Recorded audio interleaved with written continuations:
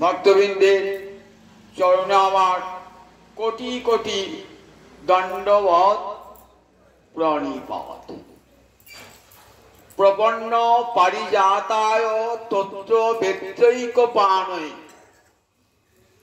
জ্ঞান মুদ্রায় কৃষ্ণায় গীতামৃত দুহে নমঃ। গীতামৃত দুহে নমঃ। গীতারূপ অমৃত যিনি উপনিষদ গাভীর স্তনবৃন্ত থেকে চ্যুত করেছেন, দহন করেছেন, সেই জ্ঞান মুদ্রাধারী গোবিন্দকে আমি প্রণাম জানাই। তিনি কেমন না প্রপন্ন পারিজাতায়। পারিজাত হলো স্বর্গের একটা বৃক্ষ, তাকে কল্পতরু বলা হয়। কল্পতরু কাকে বলে? যে তরুটা অর্থাৎ বৃক্ষটা সব রকম ফল দান করতে পারে। আমরা তো কল্পতরু দেখতে পাই না। আম গাছের তলায় দাঁড়ায় যদি বলি ওহে আমর বৃক্ষ ফল দাও, আম দেবে। যদি জাম চান জাম দেবে না, কাঁঠাল চান কাঁঠাল দেবে না, অন্য কোনো ফল সে দেবে না, আম ছাড়া দিতে পারে না। তাই তাই কল্পতরু বলে না। কিন্তু স্বর্গের দেবতাদের উদ্যানে আছে এই পারিজাত, সে কল্পতরু। অর্থাৎ যা চাইবেন সেই ফল দান সে করবে। গোবিন্দকে কি বলেছে? পারিজাত। কার পক্ষে? প্রপন্ন পারিজাতায়। অর্থাৎ গোবিন্দ চরণে, হে গোবিন্দ আমি তোমার হলাম বলে গোবিন্দ চরণে যে শরণাগত হয়, গোবিন্দ তাকে কি দান করেন? ধর্ম, অর্থ, কাম, মোক্ষ চতুর্বিধ পুরুষার্থ দান করতে পারেন, যা চাইবেন তাই। তাই প্রপন্ন জনের কাছে পারিজাত তুল্য, প্রপন্ন পারিজাতায়। তত্র বেত্রৈকপাণয়ে, পানি মানে হাত, এক পাণে মানে এক পানিতে এক হাতে, তত্র এবং বেত্র। তত্র মানে ঘোড়ার লাগামটা, ঘোড়ার মুখে দেখেছেন তো লাগাম থাকে, ঘোড়া গায়ে লাগাম লাগে থাকে যাতে ঘোড়া ছুটতে না পারে, খানা খানা খান দিয়ে ঘোড়া ফেটে না দেয়, লাগাম থাকে। আর হাতে একটা পাঁচক থাকে ঘোড়াটাকে চালাবার জন্য। যারা ঘোড়া চালায়, রথ চালায়, তাদের হাতে একটা লাগাম থাকে, ঘোড়াটাকে টান দেবে। এক হাতে লাগাম আর এক হাতে পাঁচক থাকে। তা অর্জুনকে উপদেশ দান করবেন তো রথবস্তে অর্জুন উপাবিশদ আমি আর যুদ্ধ করব না বলে বসে গিয়েছেন। তো এইবার ভগবান কি করবেন? তত্রটা লাগামটা আর ওই বেত্রটা এক হাতেই নিয়েছেন। এক পাণয়ে তত্র বেত্রৈকপাণয়ে, এক পানিতে এক হাতেতেই নিয়েছেন তত্র আর বেত্র, অর্থাৎ লাগাম। আর যে ডান হাতে পাঁচরটা ছিল, পাঁচরটা উনি নিয়েছেন এক পানে। এবার কেন নেন না? গীতামৃত দুহে নমঃ। জ্ঞান মুদ্রায়, জ্ঞান মুদ্রা ধারণ করেছেন। কি করে দেখুন? এই দেখুন তর্জনী, এখানে বৃদ্ধাঙ্গুষ্ঠ ঠিকিয়ে জ্ঞান মুদ্রায় গীতামৃত দুহে নমঃ। অর্জুন উপদেশ দান করছেন গুরুদেব টিকে করে জ্ঞান মুদ্রা ধারণ করে। তাই বিবর্ণ পারিজাতায় তত্র বেত্রৈকপাণয়ে জ্ঞান মুদ্রায় গীতামৃত দুহে নমঃ। এমনি করে ভগবান উপদেশ দান করছেন জ্ঞান মুদ্রা ধারণ করে তত্র আর বেত্র দুটোকে এক পানিতে নিয়ে, এক হাতে নিয়ে সেই গোবিন্দকে নমস্কার জানাই। তারই করুণায় এই বিশ্ব সৃষ্টি চলছে। অর্জুন রথবস্তি উপাবিশদ যুদ্ধ করবেন না, যুদ্ধ আরম্ভ হয়ে গেছে। দুদিন হলো উপদেশ দান হলো। আজ কোন তিথি? ত্রয়োদশী তিথি। যুদ্ধ আরম্ভ হয়ে গেল আজকে। যুদ্ধ সকাল ভারতীয় সময় সকাল 6টায় যুদ্ধ আরম্ভ হয়ে গেছে। একদিকে কৌরব, একদিকে পাণ্ডব। কোথায় যুদ্ধটা হচ্ছে? কুরুক্ষেত্র, ভারতবর্ষের মধ্যস্থল কুরুক্ষেত্র। কুরু মানে সংস্কৃতে ক্রি ধাতু, লোট হি করে কুর, কুর মানে করো, আর ক্ষেত্র মানে জীবন। এই যে জীবনটা না শুধু করার জন্য এসেছি আমরা, করো, কর্তব্য কর্ম করো, মানুষ হয়ে এসেছ, কর্তব্য কর্ম করো। কার কর্তব্য করব? সংসারে স্ত্রী পুত্র আত্মীয় স্বজন? বললেন না, এই জীবনটা দিয়েছি আমার কর্তব্য করবার জন্যে। তাই আমাদের সবার জীবনটাই কুরুক্ষেত্র, সবার জীবনটা কুরুক্ষেত্র। কেবল করো করো আহ্বান, কিন্তু করতে গিয়ে আমরা বিচার করতে পারি না কোন কর্তব্যটা করব। তাই আমরা কেমন কিং কর্তব্য বিমূঢ়, একটা বেশ বললেন তো, কিং কর্তব্য বিমূঢ় মানে কোনটা করা উচিত আর কোনটা করা উচিত নয় ঠিক করতে পারি না। ভাবি না ওই স্ত্রী পুত্রের প্রতি কর্তব্যটাই আমার বড়, গোবিন্দ সেবাটাও না করলেও চলবে, কিং কর্তব্য বিমূঢ় হয়ে যায়। আমরা সবাই এই ধর্মক্ষেত্রে এসে, কুরুক্ষেত্রে এসে সবাই আমরা ধর্ম সংমূঢ় চেতা। স্ত্রী পুত্রকে দেখবো না গোবিন্দ সেবা করবো, ধর্ম সংমূঢ়। তখনই কি আসেন? তখন কৃষ্ণ আসেন, গুরুমূর্তি ধারণ করে আসেন জীবকে। জীব, তোমার কর্তব্য কোন দিকে? দেখুন, সবার জীবনের রথের সারথি আমার গোবিন্দ। গোবিন্দ এই জগৎ গুরু রূপে আসেন, গুরু রূপে তিনি আসেন, চৈত্য গুরু রূপে সবার হৃদয়ে রয়েছেন, আবার বাইরে আচার্য মূর্তি ধারণ করে আসেন। আচার্য মাং বিজানিয়াদ নাম মন্যেত পরিচিত। আমাকে আচার্য বলে জানবে, আমাকে কখনো মনুষ্য বুদ্ধিতে অবজ্ঞা করবে না। তিনি আমাদের সবার জীবনের রথের সারথি, কোন দিকে চলবে আমার জীবন রথটা নির্দেশ করে দেন। সবার জীবন রথের সারথি আমাদের ভোগমুখে জীবন, আমাদের জীবন চলেছে ভোগের দিকে। সংসার ভোগ করব, টাকা উপায় করব, পয়সা করব, বাড়ি করব, গাড়ি করব, যশ প্রতিষ্ঠা অর্জন করব, জীবনটা শুধু খাও দাও আনন্দ করো। গুরুদেব এসে লাগাম টেনে ধরলেন না, জীব তুমি চলেছ ভোগের পথে, মৃত্যুর পথে চলেছ, ওটা অমৃতত্বের পথ নয়। যদি জীব বাঁচতে চাও তাহলে দেখো এইটা তোমার বাঁচবার পথ। গুরুমূর্তি ধারণ করে কোন পথটা দেখিলেন? যে পথে গেলে অমৃতত্ব লাভ হবে, জীবন মৃত্যুর পর পারে চলে যাব, অমৃতত্ব লাভ হবে। সেই পথ হলো কোথায়? বিষ্ণু পরমে পদে মধ্য উৎসবের মাতা বল। গোবিন্দের চরণ কমলে সব অমৃতের উৎস গুরুদেব এসে দেখিয়ে দেন। অর্জুনকে উদ্দেশ্য করে জগতের জীবকে উপদেশ দান করছেন। অর্জুন তো নর, নরের প্রতীক, আর ভগবান শ্রীহরি সাক্ষাৎ নারায়ণ। তাই গীতা সুবিধা বলেন প্রতিটি মানুষের মানে ঘরোয়া গ্রন্থ গীতা। মনে রাখবেন, এই গীতাটিকে ভালো করে পড়বেন। সার্বজনীন গ্রন্থ, জাতীয় গ্রন্থ, তার চেয়ে বড় কথা ঘরোয়া গ্রন্থ আমাদের ঘরে যেন নিত্য পাঠ্য হয় এই গীতাটি। গীতা সুগীতা কর্তব্য, প্রতিদিন ঘরে বসে বসে গীতা পাঠ করুন পরমানন্দে। আর কোন শাস্ত্র পড়তে হবে না। যদি বলেন গীতা তো সংস্কৃত ভাষা লেখা, পড়তে পারি না, বাংলাতে আছে গীতা। তার একটা গল্প শোনায়। মহাপ্রভু দক্ষিণ দেশে গিয়েছেন না, দেখছেন একটা মূর্খ ব্রাহ্মণ, কিছুই ভালো লেখাপড়া জানে না, তেমন জানে না, সংস্কৃত জানি না, সে ভুলভাল উচ্চারণ করে গীতা পড়ছে, ভুলভাল উচ্চারণ করে গীতা পড়ছে। সবাই হাসাহাসি করছে, ওখানকার সব পণ্ডিত তো, কি হলো, সব পণ্ডিত তো, সবাই হাসাহাসি উচ্চারণ শুনে সবাই হাসাহাসি করছে। তখন মহাপ্রভু ডাইনি শুনছেন, দেখছেন ওর উচ্চারণটা শুনে সবাই হাসাহাসি করছে। তো পাঠ যখন শেষ হয়ে গেল, তখন মহাপ্রভু বলছে, আচ্ছা তোমার চোখে জল কেন? পাঠককে বলছেন। তা বলেছেন, প্রভু আমি যখন গীতা পাঠ করি না, তখন কি দেখতে পাই?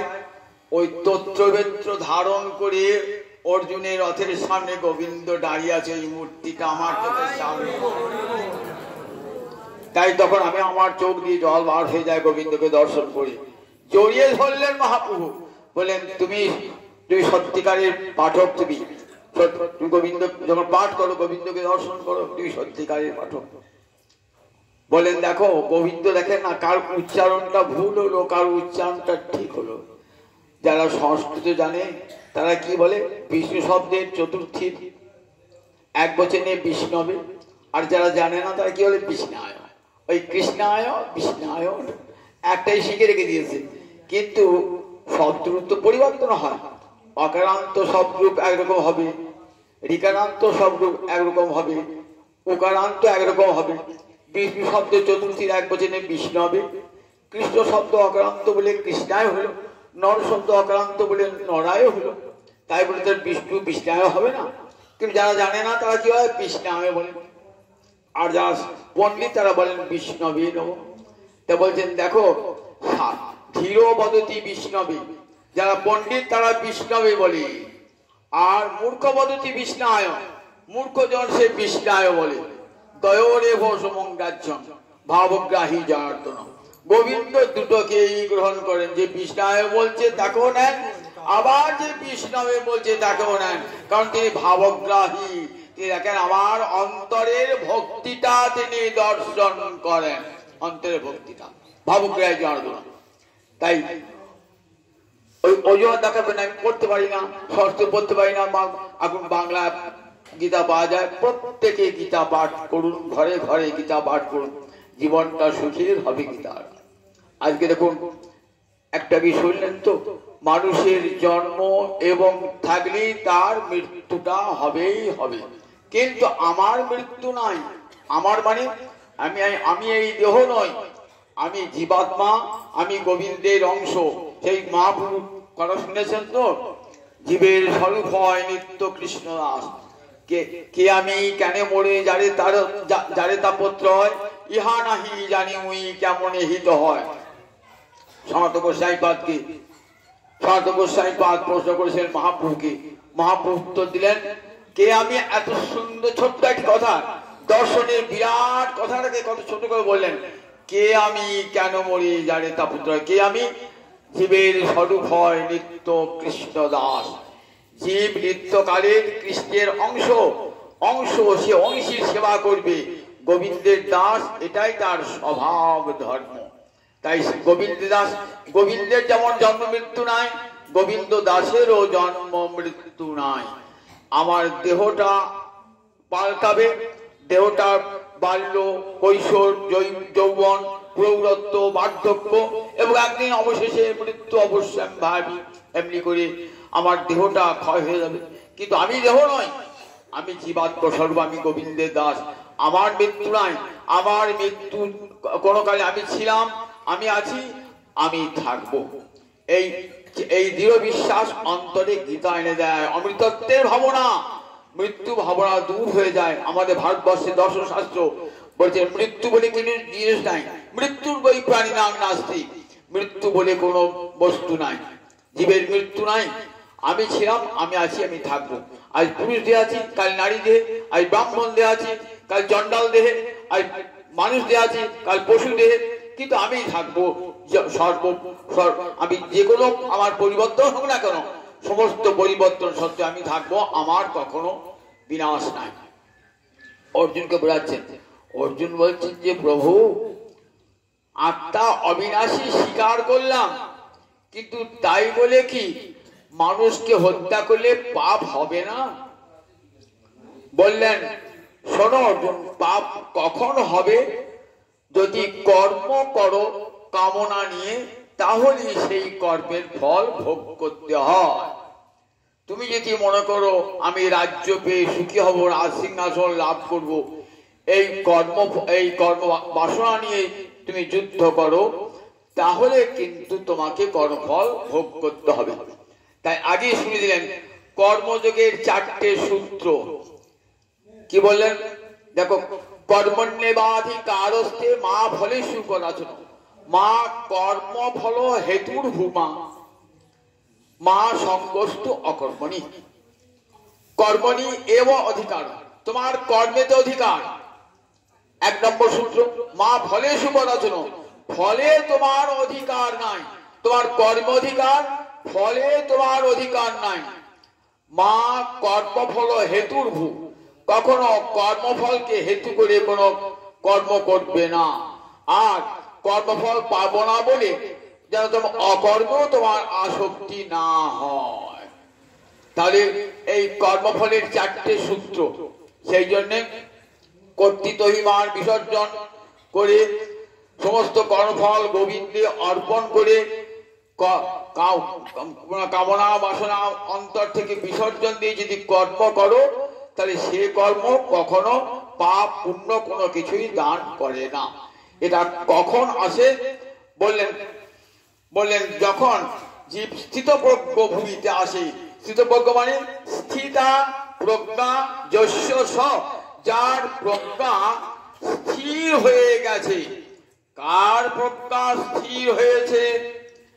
জীব পঞ্চকোষে আবৃত। পঞ্চকোষ কি কি? অন্নময়, প্রাণময়, মনোময়, বিজ্ঞানময়, আনন্দময়। যতক্ষণ রয়েছে এই প্রাণময় কোষে আর অন্নময় কোষে,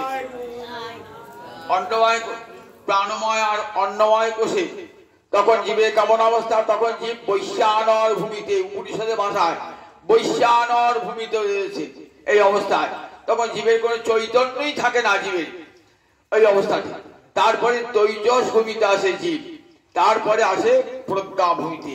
এই প্রজ্ঞা ভূমিতে যখন আসে তখনই জীবের চিত্ত স্থির হয়ে যায়, তখন তাকে বলে স্থিতপ্রজ্ঞ।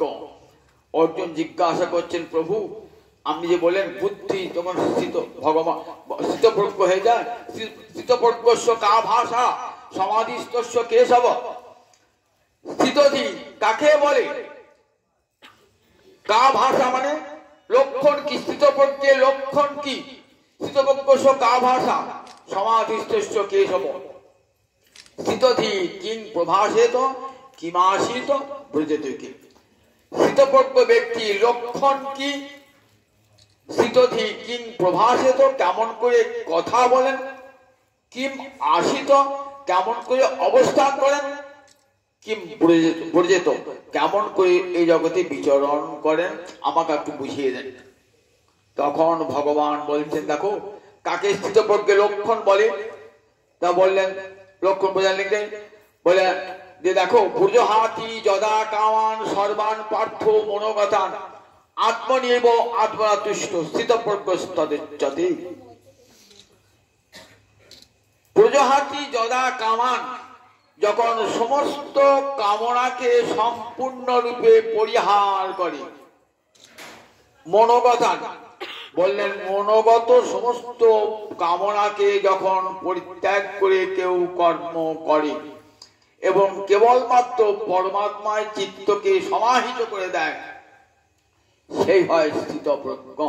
ভগবানের স্থির মতি রেখে তারই আদেশ জেনে তিনি যন্ত্রী আমি যন্ত্র, এই জেনে যে কর্ম করে জগতে সেই স্থিতপ্রজ্ঞ।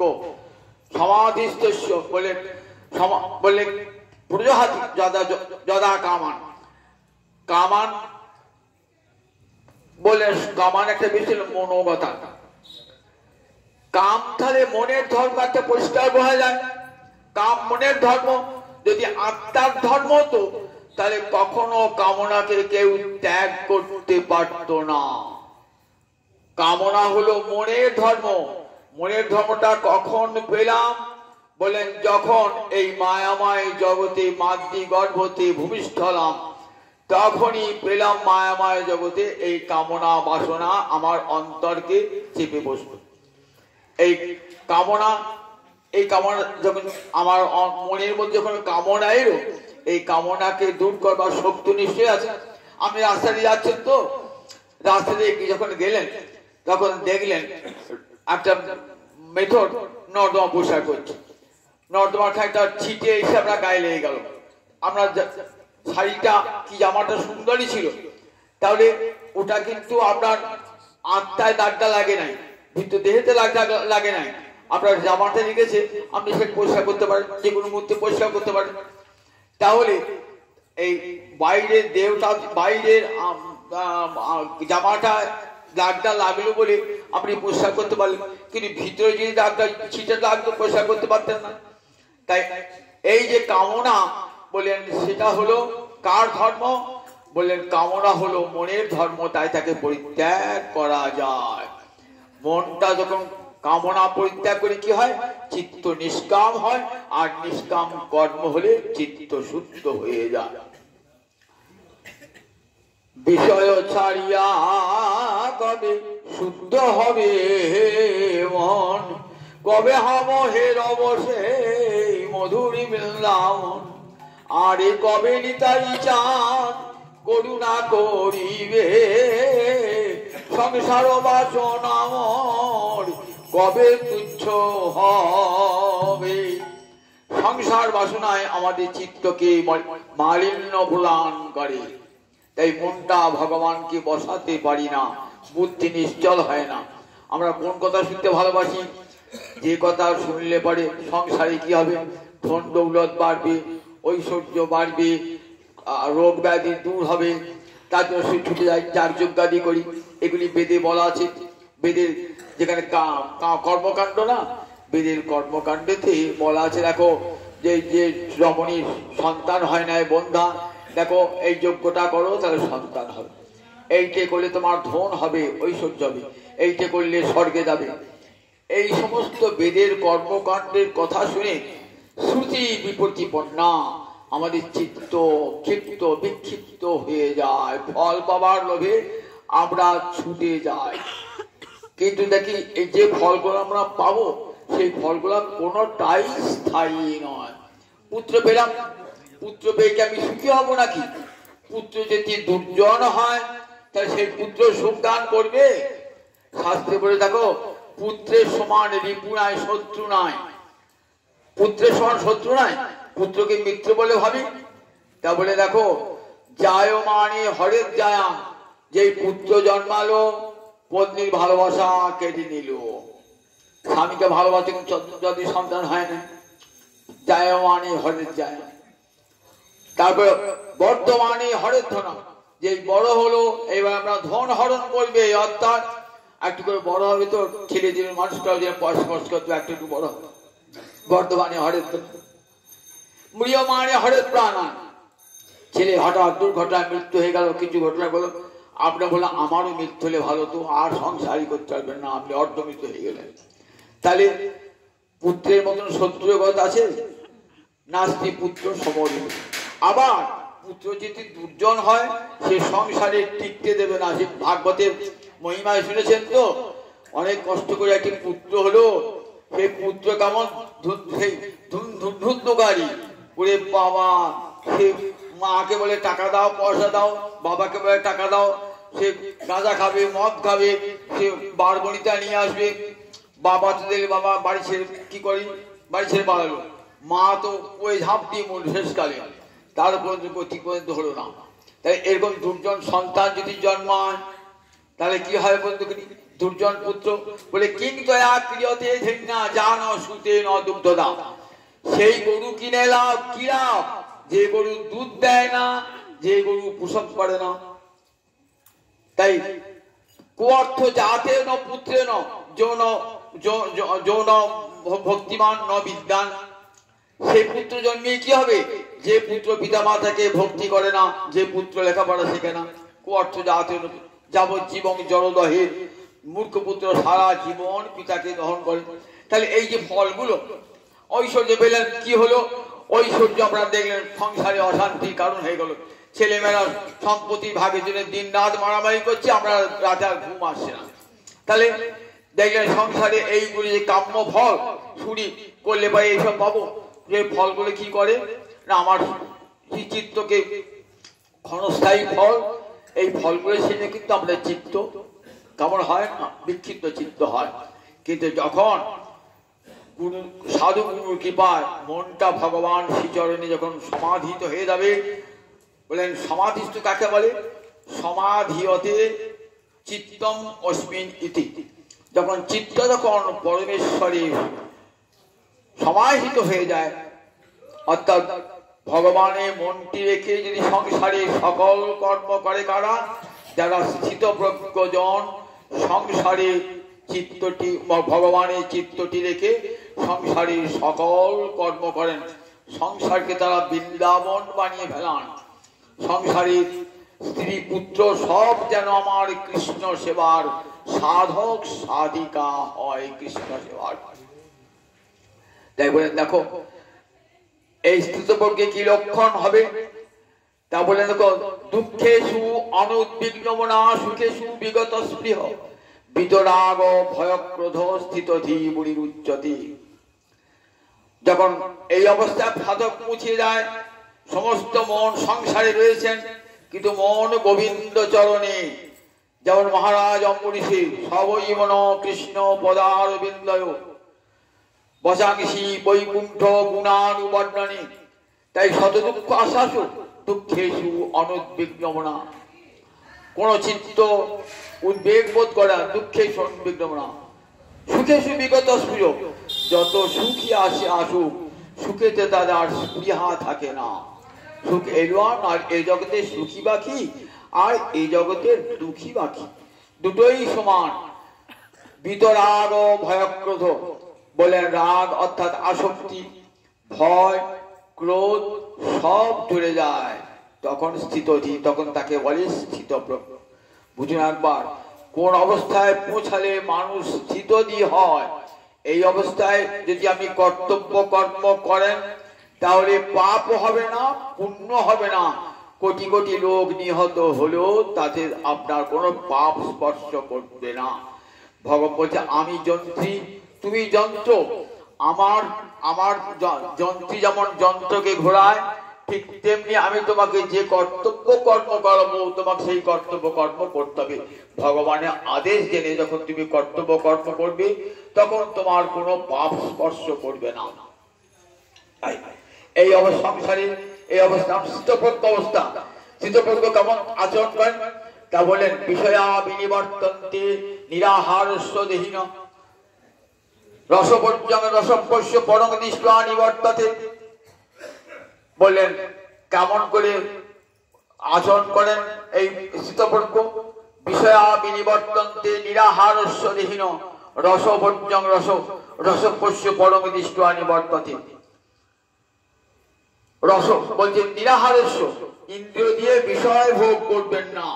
ইন্দ্রিয় দিয়ে সংসারে রয়েছেন, সংসারের থেকেও সংসারের সমস্ত বিষয়ের প্রতি ঔদাসীন্য এসে যায়।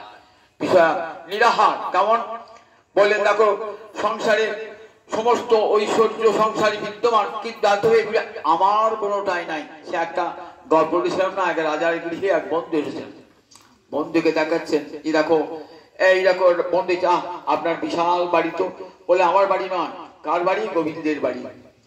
বলেন এই সরোবর বিশাল সরোবর, এই সরোবর তো আমার নয়, কার সরোবর? গোবিন্দের সরোবর। দেখাচ্ছেন বলি। তারপর সভাগৃহ দেখালেন, সভাগৃহ বলে সভাগৃহ তো আমার নয়, এই সভাগৃহ গোবিন্দের। মন্দির দেখালেন, এই মন্দির কার? বলেন এই মন্দির গোবিন্দের। শেষকালে গোবিন্দ বিগ্রহটি বলে ওটি আমার। ঠিক এমন নিরাসক্ত দেখুন সংসারে সব থাকবে রামকৃষ্ণের ভাষায়। কিরকম থাকবে রামকৃষ্ণের ভাষায়? পাকাল মাছের মতো সংসারে থাকবে, পাকে থাকবে কিন্তু পাপ তোমার গায়ে থাকবে না। তাই সংসারে সকল অবস্থা মন যেন ভগবানকে থাকো। বলে আচ্ছা সংসারে থাকবো অথচ মন ভগবানের থাকবে কেমন করে? বলে থাকে না। বলে দেখবে সাঁওতালদের মেয়েরা নাচে কিরকম, মাথার উপর হাঁড়ি চাপিয়ে একটার পর একটা হাঁড়ি, একটার পর একটা হাঁড়ি, একটার পর একটা হাঁড়ি, এরকম 50টা হাঁড়ি চাপায়। তো সে পয়সা দেবে না, হাট না দেখি সে নাচছে তো কত অঙ্গভঙ্গি করে, কিন্তু তার মনটা কোথায় পড়ে আছে? মনটা পড়ে আছে হাঁড়িতে, মাথাতে যেন মনটা হাঁড়িগুলা মাথা থেকে পড়ে না যায়, তাহলে পয়সা পাবে না। ঠিক সেরকম ঠাকুর রামকৃষ্ণ বলছেন দেখুন ছুতরদের মেয়েরা কি করে, দেখুন চিড়ে কোটে, তো চিড়ে কোটে সব কি করবে? ডান হাত দিয়ে চিড়ে উল্টাচ্ছে, বাঁ হাত দিয়ে ভাজনা করার চালটা উল্টাচ্ছে, আবার কি করছে, আবার আগুনটা নিভে গেছে বলে আবার আগুনে টুসটা ঢেলে দিচ্ছে, আবার নিজের ছেলেকেও দুধ খাওয়াচ্ছে, কিন্তু মনটা সবসময় ডান হাতে যেন ওই ঢেকিয়েটা হাত পিছিয়ে না দেয়। ঠিক সেই রকম সংসারে থাকুন, সংসারে সব কাজ করুন। একই বলছেন দেখো শীতপ্রজ্ঞা, সংসার গীতা বলেন না যে সংসার ছেড়ে দিয়েছো, এমনি করে প্রজ্ঞা ভূমিতে উঠুন, সংসারে সব কর্ম করুন, কিন্তু মন যেন গোবিন্দ পদারবিন্দে সর্বাবস্থায় মন থাকে। চিত্ত কি কেমন পরমেশ্বরের চিত্ত সমাহিত হয়ে থাকবে। সংসারে সকল কর্মে ধ্যানে জ্ঞানে হৃদয়ে রহ। আমি স্ত্রীর প্রতি কর্তব্য, পুত্রের প্রতি কর্তব্য, নাতির প্রতি কর্তব্য, আত্মীয়স্বজনের প্রতি কর্তব্য, রাষ্ট্রের প্রতি কর্তব্য, সমাজের প্রতি কর্তব্য, দেশের প্রতি কর্তব্য, সমস্ত কর্তব্য পালন করব, কিন্তু মন যেন গোবিন্দ চরণারবিন্দে থাকবে। দেখো অর্জুন, তুমি ক্ষত্রিয়, তোমাকে কর্তব্য কর্ম করতে হবে দেশ রক্ষার জন্য, সমাজ রক্ষা করবার জন্য, রাষ্ট্রের মানুষকে রক্ষা করবার জন্য তোমাকে অস্ত্র ধারণ করতে হবে। তুমি জানবে আমি নিমিত্ত মাত্র, আমি যুদ্ধ করবার কেউ নয়। ওই একটাকে শুনলেন তো যে অর্জুন বলছে যুদ্ধ করবে না, বলছে যুদ্ধ তোমাকে করতেই হবে। যুদ্ধ তুমি করবে নাকি? তুমি তো নিমিত্ত মাত্র হবে। যুদ্ধ আমি করে রেখি, যুদ্ধের ফল দেখবে। বিষ্ণু দেখাচ্ছেন কর্ণ দ্রোণ সব ভীষ্ম সব কেমন তার মস্তক গুলো চূর্ণ বিচূর্ণ, গোবিন্দের বিশাল বিশাল দন্তের দ্বারা মস্তক, তখন কিন্তু যুদ্ধ আরম্ভ হয় নাই, চূর্ণ বিচূর্ণ হয়ে রয়েছে। অবাক হয়ে গেলেন। দেখো তুমি বলছেন যুদ্ধ করবো না, তুই কর্তা নাকি? এই কর্তৃত্বের অভিমান যতক্ষণ থাকবে ততক্ষণ কিন্তু পাপ পুণ্য স্পর্শ করবে। কর্তৃত্বের অভিমান, কর্তৃত্ব অভিমান, আমি কে, আমি করবার কে, এই দ্বন্দ্বভূমিটার উপর উঠতে হবে। আমি করা কেউ নয়, এই আমি আমার এই দ্বন্দ্ব থেকে উঁচুতে উঠতে হবে। বললেন নিশ্চয়ই গুণ্য ভাবার ত্রৈগুণ্য বিষয়া বেদা, নিশ্চয়ই গুণ্য ভাবার জন্য বেদ ত্রিগুণ বিষয়ক। তুমি তিন গুণের অতীত হও, নির্দ্বন্দ্ব নিত্য সত্যস্থ নির্যোগক্ষেম আত্মবান। দ্বন্দ্বভূমির উপরে ওঠো, ভালো মন্দ সুখ দুঃখ এই বিচার করবার তোমার ক্ষমতা তোমার নাই। তুমি এই দুয়ের দ্বন্দ্বভূমিতে ওঠো, যেখানে সুখ নাই দুঃখ নাই, যেখানে ভালো নাই মন্দ নাই, নির্দ্বন্দ্ব নিত্য সত্যস্থ। তিনটে গুণ অতিক্রম করে সত্য গুণে প্রতিষ্ঠিত হও। নির্যোগক্ষেম, যোগ এবং ক্ষেম, যোগ মানে অপ্রাপ্ত বস্তুর প্রাপ্তি, আর ক্ষেম মানে প্রাপ্ত বস্তুর রক্ষণ। কোনটাই তোমার করতে হবে না, যা পাও নাই তা পাওয়ার চেষ্টাও করতে হবে না, আর যা পেয়ে তাকে রক্ষা করবার চেষ্টাও করতে হবে না। মনে রাখবে সব রক্ষা করবার ভার একজনের উপরে আছে, আত্মবান। তুমি আত্মবান হও, অর্থাৎ একমাত্র পরমেশ্বরের চিত্তকে সমাহিত করো। এই সংসারে পরমেশ্বরের চিত্তকে যুক্ত আশিত মত করো। এইটি গীতার মহান বাণী, দ্বিতীয় অধ্যায়, যুক্ত আশিত মত করো। আমার সঙ্গে সকল কাজে যুক্ত হয়ে অবস্থান করো, মত পড়ো। অর্থাৎ এই তিনটি শব্দে দেখুন গোটা গীতাটা বুঝিয়ে গেল। যুক্ত আশিত মত পড়ো। সংসারে থাকবে কেমন করে? বলে মনটা সব সময় সংসারে ধ্যানে জ্ঞানে শয়নে স্বপনে নিদ্রায় জাগরণে কেবল আমাতে মনটা দিয়ে দাও। আমি তো মনটাই চাই, আমি মনটা আমাকে দেখুন, আমি ঠাকুর পুজো করি, ভগবানের সেবা করি, মনটা কোথায় রেখেছি? স্ত্রীতে পুত্রেতে রেখে দিয়েছি, কিন্তু ভগবানের মনটা দিলাই তো। ভগবান চান আমাকে মনটাই দেখ। সেই মনটা ভগবানের যতক্ষণ না দিচ্ছেন না, ভগবান বলেন আমাকে যত ঐশ্বর্য দাও, আমাকে সোনা দানা দিয়ে অলঙ্কার করিয়ে দাও, কাপড় কিনে দাও, আমাকে মন্দির তৈরি করে দাও, আমি যতক্ষণ মনটা না দিচ্ছ ততক্ষণ পর্যন্ত আমি তোমাকে ভালোবাসতে পারবো না। জগতে সবাই চায়, ভালোবাসার কি চায়? মনটাই চায়, অর্থবিত্ত চায় না, মনটাই চায়। ভগবান ভালোবাসার ঠাকুর তো, দেখ আমাকে মনটা দিয়েছে কিনা। দুর্যোধন নিমন্ত্রণ করছে, ঠাকুর আমার গিয়ে খেয়ে যাওয়া অনেক বেলা হয়েছে। বললেন না না, আমার ক্ষুধা পায় নাই।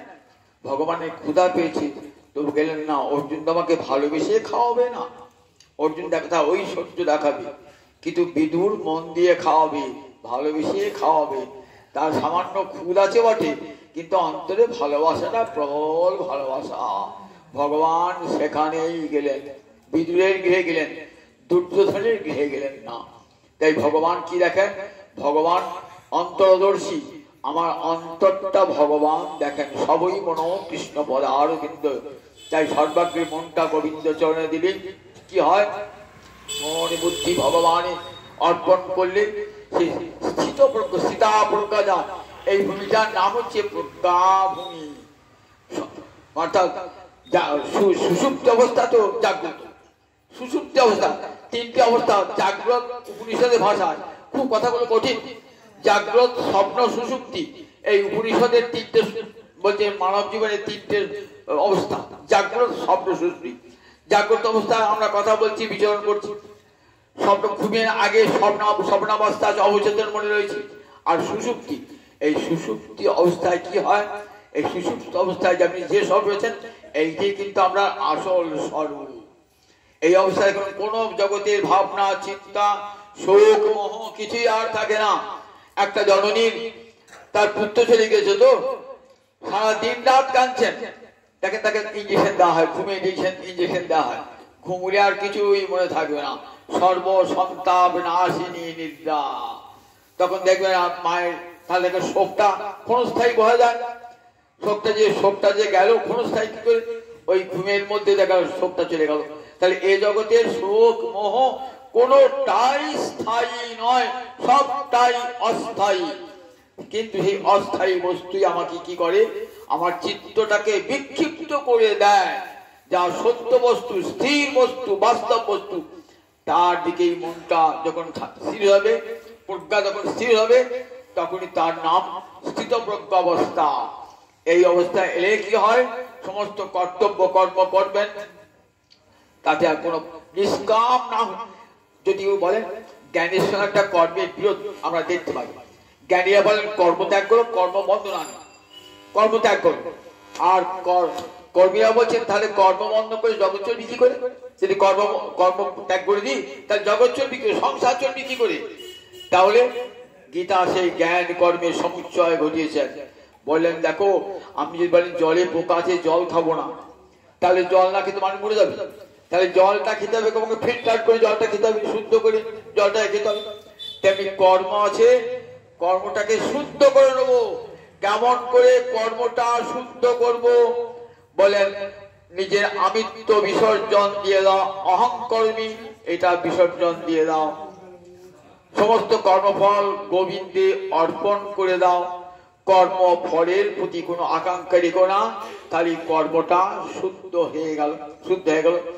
এই কর্ম করলে কর্ম বন্ধন আসবে না, কর্ম নৈষ্কর্ম হয়ে যাবে, এবং সেই কর্ম নৈষ্কর্ম মুক্তির পথে আপনাকে নিয়ে যাবে। এই অবস্থাকে ধীরে ধীরে ভগবান অর্জুনকে নিয়ে আসবেন।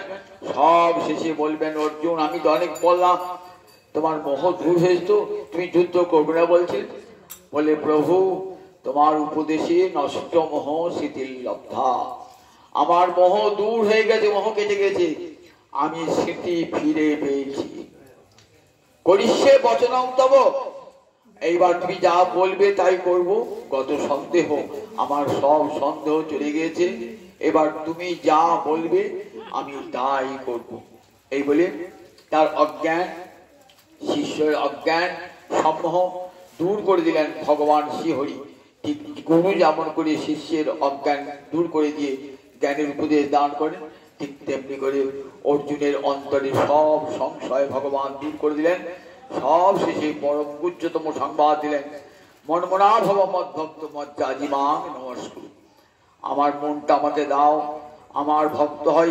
কতবার বলছেন ভগবান, আমার ভক্ত হও, তাহলে আমাকে অন্তকালে আমাকেই প্রাপ্ত হবে।